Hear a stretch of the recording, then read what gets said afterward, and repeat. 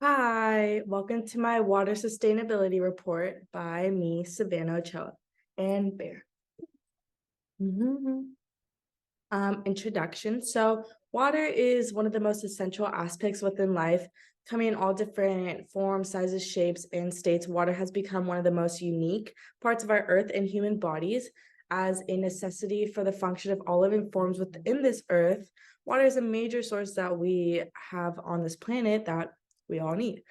Though natural occurrences happen in life, it is important that we keep our water safe and conserve the necessities in order to survive and provide for others. Throughout this presentation, one will understand the importance of water, the ways we can conserve, and the ideal understanding of the usages of water. So my personal water use and cost was from module 3 was 170.5 gallons.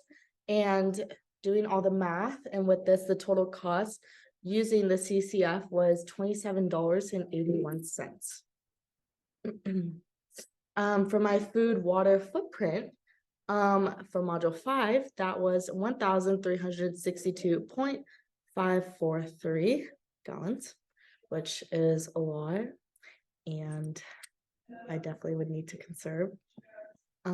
So for my water care experience and reflection, with natural life occurrences, many cities are at a loss for water and must sacrifice their time and energy to retrieve the most basic necessity.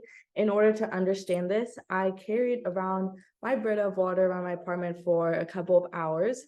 And during this, I really started to feel for the woman that had to walk and carry these like heavy water jugs back and forth from the lakes and rivers or wherever they get their water from. After the first 30 minutes of carrying it, it started to bother my arm and I got tired and I wanted to keep putting it down. I tried switching off my hands to carry the jug, but eventually, after some time, I wanted to give up and put it down, but I didn't, and I kept holding it.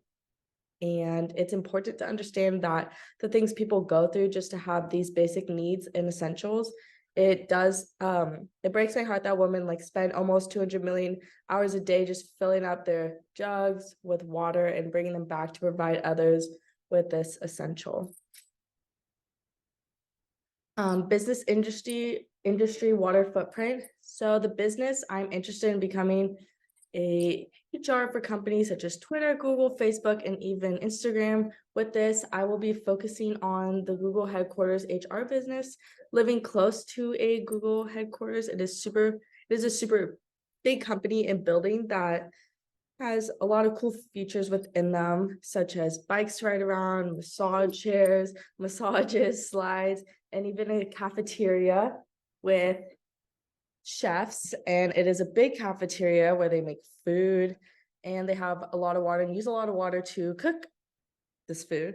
Having such a big company, there can be many leaky faucets or pipes that might not be easily seen. Also, having a cafeteria as big as they do is easy to know how much water is being used in cooking the food, providing water, and even cleaning dishes. Along with this, having so many employees means more bathroom trips and washing hands.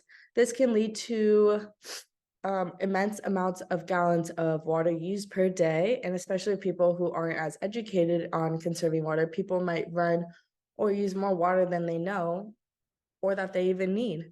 In order to conserve water, I've created a couple of ways that they can do to conserve the water. So one is installing WaterSense labeled toilets that allow the flushing of water to only be used when appropriate and only to flush down a certain amount of the water that is contaminated to save the necessary water that goes down. This will allow the flushing to only happen when someone does go to the bathroom instead of just an unnecessary amount if like a little piece of toilet paper or anything is in there. Number 2 would be having faucets that you could click down and you would only get about 15 to 30 seconds in washing your hands, and turns off as soon as the timer is off. So you're not using it for longer than you need, or if you step away for a sec to dry your hands and then turn it off, you'll be conserving water. This will save water, as water tends to stay on even when people are done, as I know I've done that myself too. The third thing is having the water that goes down the drains be reused and recycled back into the building using the technology we have, as it can go through the pipes that can clean it and make it reusable again. Number 4, automatic sensors on water dispensers. So it knows exactly how much water to fill up a water bottle or cup. So when I am going to go fill up a water bottle like my hydro or water cup, it knows exactly how much, so it stops and doesn't overflow or waste any water. And lastly, constant checking for leaks in faucets and pipes, as there could be leaks that is wasting a lot of water and could add up to a lot of gallons per day and even month, and that also affects the water bill. My water sustainability comparison and reflection. So my personal water consumption water use was 170.5 gallons. Comparing it to my water footprint, mine was a lot different than the daily water consumption calculation. And because of this, that was because the module 3 personal consumption was calculated from 2 days worth of water use that came from showering, flushing the toilet, filling up my hydro, doing dishes, and a much more. While the module 5 calculation consisted of every use of water, such as just me drinking water or using it, running through in my apartment, and even food, transportation, and other things.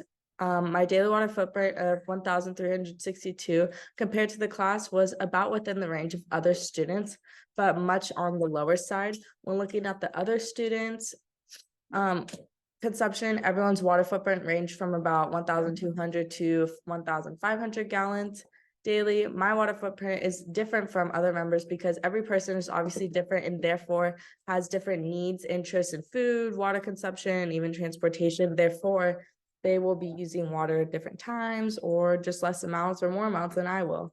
Not everyone does the same activities as I do, and thus everyone's water consumption would be different. As I travel or work out or eat differently than others, this would all affect my water consumption to be unique and not the same as others. Overall, some things I can do to improve my water sustainability is by keeping a schedule and following this daily schedule so that I do and use water around the same time or about the same amount each day. By following the daily schedule, I can keep up with my diet and know when to eat, and even follow a workout schedule that allows me to keep up with my water consumption. I could definitely make a difference in the water footprint of others, as I can teach them in the importance of only using the amount of water needed for our human intake, while also saving and conserving water at the same time. And I could teach my fellow roommates.